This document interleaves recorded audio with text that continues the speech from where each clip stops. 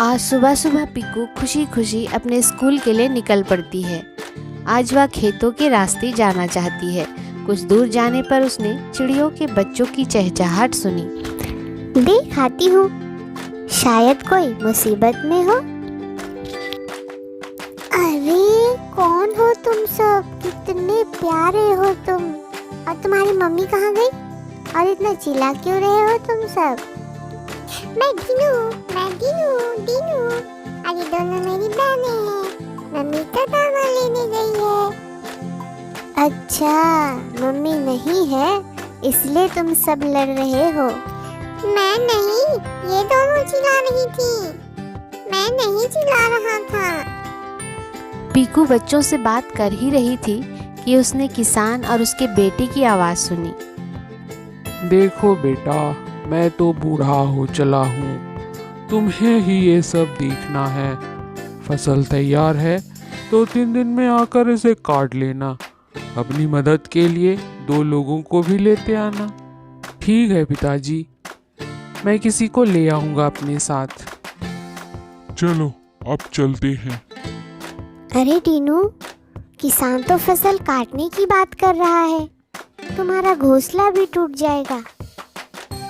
अच्छा, अब मैं चलती हूँ, मैं लेट हो रही हूँ।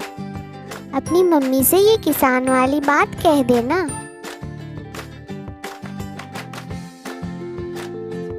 स्कूल की छुट्टी के बाद जब पीकू लौट रही होती है तो वह फिर से चिड़िया के बच्चों के पास जाती है।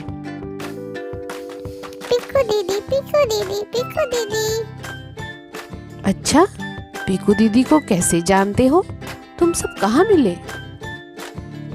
मैं आज सवेरे यहाँ से गुजर रही थी, तभी मिली थी इनसे। अच्छा, डीनू ने आपको कुछ बताया?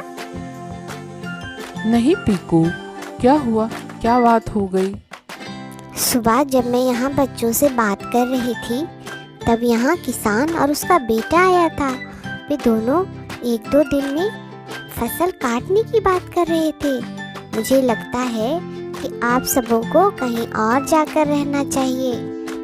लेकिन हम कहाँ जाएंगे इस बरसात के मौसम में? और मेरे बच्चे तो अभी उड़ भी नहीं सकते। अब मैं क्या करूं? कैसे अपने बच्चों को सुरक्षित रखूं? आप चिंता मत करो दीदी, अभी 2 दिन समय है आपके पास। मैं कुछ करती हूँ, मेरे दोस्तों से मदद ले आऊंगी।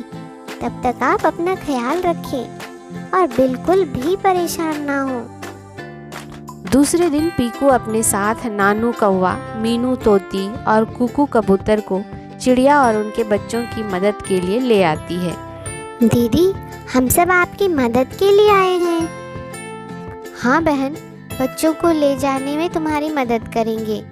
तुम हमारे साथ रहना। जंगल में वहाँ किसी किसान का डर नहीं। लेकिन हम रहेंगे कहाँ? इस मौसम में मैं अकेले घोंसले कैसे बना पाऊंगी? बहन, तुम चलो तो सही। वहाँ जाकर सब समस्या का हल मिल जाएगा। और हम सब यहाँ आए ही इसलिए हैं कि तुम्हारी मदद करें। चलो दीदी, कहीं किसान ने तुम्हें देख लिया तो तुम्हारे बच्चों को तुमसे अलग कर देगा और पिंजरे में रख लेगा। लो माँ, चलो ना। सभी पक्षी चिड़िया की मदद करते हैं और जंगल ले आते हैं। बहन, ये एक पुराना घोंसला है, तुम्हारे लिए हमने साफ कर दी है। कुछ दिन के लिए यहाँ रहो, फिर धीरे धीरे अपना नया और मजबूत घोंसला तैयार कर ले। और हम सब भी तो यहाँ हैं, सामान जुटाने में तुम्हारी मदद करेंगे। तुम सबों को बहुत बहुत धन्यवाद। चलो अब अंदर चले। कुछ दिनों के लिए खाना भी जुटा दिया है कुकू कबूतर ने। आप बस घबराना बंद करो।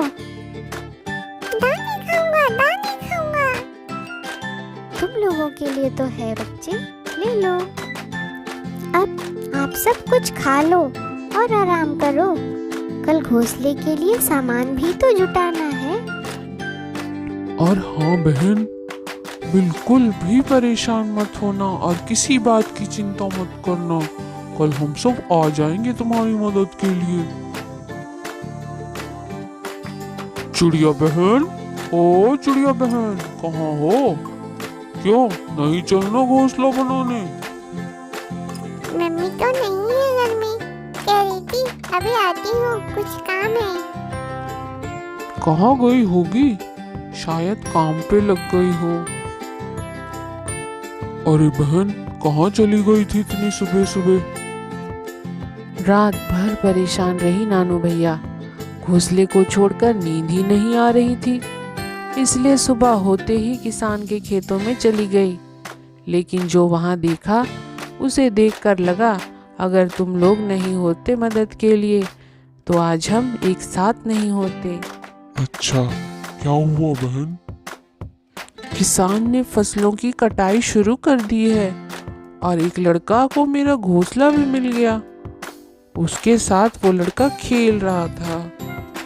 चलो कोई बात नहीं बहन, अब तुम बिल्कुल सुरक्षित हो, घबराने की कोई बात नहीं। तुम सब कितने अच्छे हो।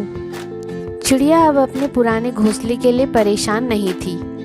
वह अपने नए दोस्तों के साथ खुश थी और अपने नए घोंसले बनाने में जुट गई।